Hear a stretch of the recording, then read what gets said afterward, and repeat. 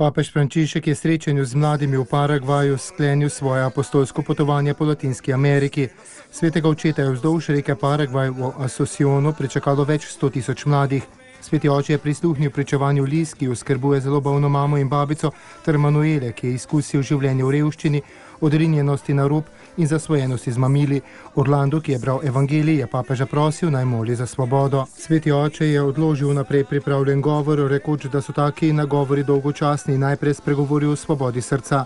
Svoboda je dar, ki nam ga daje Gospod, vendar ga je treba znati prejeti, treba je imeti srce, ki je svobodno od številnih ovir, kot so izkoriščanje, odvisnost od mamil in žalost. Vse mlade je spodbudil, naj takole molijo: Gospod, daj mi svobodno srce, ki ne bo sužen prevar, sveta, lagodnosti, uživaštva, pregreh, lažne svobode, ki misli, da lahko v vsakem trenutku storim, kar se mi zahoče.